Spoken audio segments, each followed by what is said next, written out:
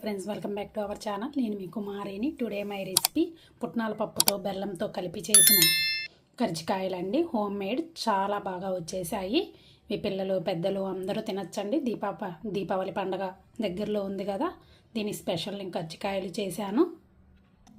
ఒకటి తుంపి చూపిస్తున్నాను, చూడండి ఎంత పర్ఫెక్ట్గా వచ్చాయో. ఎక్కడ పిండి లేకుండా చాలా బాగా కుదిరాయండి. ఇప్పుడు ప్రాసెస్లోకి వెళ్ళిపోదామా? హాయ్ అండి. కజ్జికాయలకు కావాల్సినవి 2 కప్స్ పుట్నాల పప్పు, 2 కప్స్ బెల్లం, 3/4 కప్పు కొబ్బరి తురుమండి, ఎండు కొబ్బరి తురుము. ఒక బౌల్లో 3/4 కప్పు పొడి పిండి తీసుకున్నాను. 3 కప్స్ ఈ కప్పుతో కొలిచి తీసుకున్నానండి. 3 కప్పుల మైదా పిండి. ఇందులోకి ఒక 2 టేబుల్ స్పూన్స్ ఆయిల్ తీసుకుందాము.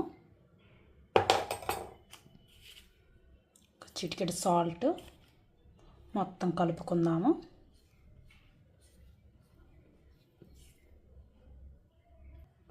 కొంచెం వాటర్ వేసి చపాతీ ముద్దలా కలుపుకుందాము.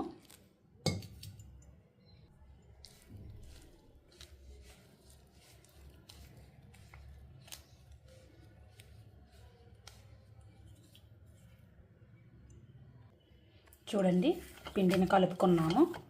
ఇలా పట్టుకుంటే సాఫ్ట్గా ఉండాలి. ఒక అరగంట పాటు నానబెడదాము పిండిని.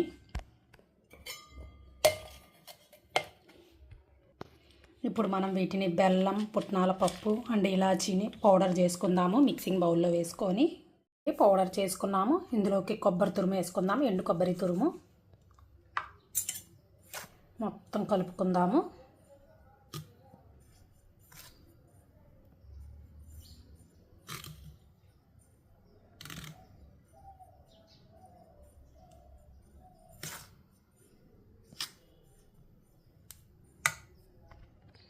ఒకసారి పిండి మూత తీసి చూద్దాము. చూడండి, బాగా నానిపోయింది.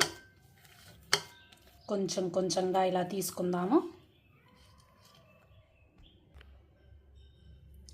చూడండి, కొంచెంగా తీసుకొని ఇలా బాల్స్లా చేసుకుందాం.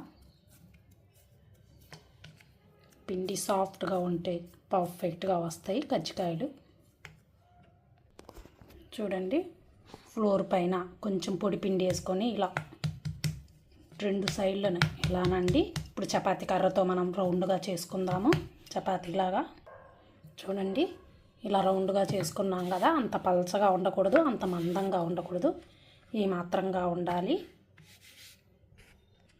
ఇప్పుడు ఇందులోకి మనం పిండి వేసుకుందాము. చూడండి, ఇలా వేసి ఇలా ఫోల్డ్ చేయండి. ఇలా అంచుకి ఇలానండి, అంటుకున్నట్టు ఉంటుంది, ఈక్వల్గా ఉండాలి. ఇప్పుడు మనం పొడి పిండి వేసుకుందాము. వేసుకొని ఇలా ఫోల్డ్ చేద్దాము.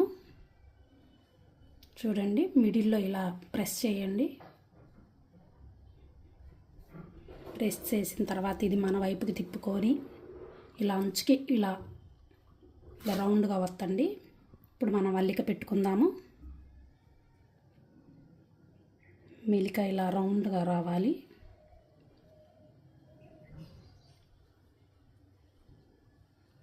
నేను చూపిస్తున్న విధంగా అల్లండి, విరక్కుండా హోల్స్ పడకుండా ఉంటుంది. చూడండి, చివరిన ఇలా అంచుకి ఇలానండి. ఇప్పుడు మధ్యకి ఇలా వత్తండి. చూడండి, ఇలా ఉండాలి. మిగతావి కూడా ఇలానే చేసుకున్నాను. మొత్తం 11 కజ్జికాయల దాకా చేశాను. ఇప్పుడు నేను స్టవ్ ఆన్ చేసి దానిపైన బాండీ పెట్టుకొని ఆయిల్ వేసుకున్నాను. ఆయిల్ బాగా హీట్ అవ్వాలి. చూడండి, ఆయిల్ బాగా హీట్ అయింది. మనం స్టవ్ని సిమ్లో పెట్టుకుందాము. ఒక్కొక్కటిగా తీసుకుందాం. చూడండి, అలా వేసుకుందాము. నేను ఇంకొకటి కూడా వేసి చూపిస్తున్నాను. సిమ్లోనే పెట్టుకోండి, లో ఫ్లేమ్లో పెట్టండి స్టవ్ని. చూడండి, ఎలా పొంగుతూ వస్తున్నాయో. కొద్ది కలర్ చేంజ్ అయ్యేంతవరకే కదపమాకండి. 2 సైడ్స్న బాగా వేగితే కజ్జికాయలు చాలా బాగుంటాయి. చూడండి, బాగా కాలినవి కూడా. లో ఫ్లేమ్లో పెట్టుకొని కాల్చుకోండి.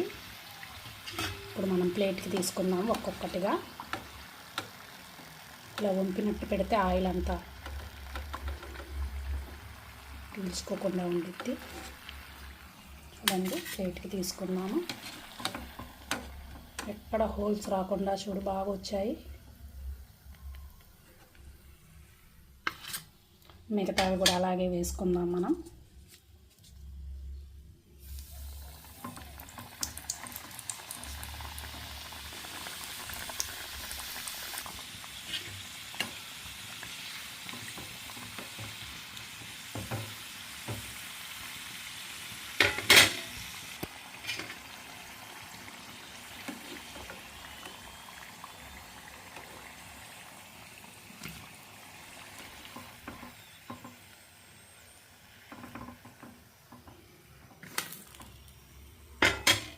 చూడండి, కజ్జికాయలు పర్ఫెక్ట్గా వచ్చేసాయి, ఎక్కడ హోల్స్ పడలేదు. చూడండి ఎంతో నీట్గా వచ్చేసాయి.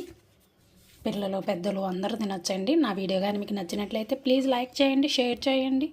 మరిన్ని వీడియోల కోసం మన ఛానల్ని సబ్స్క్రైబ్ చేయండి. Okay friends, thank you. Bye friends, thanks for watching.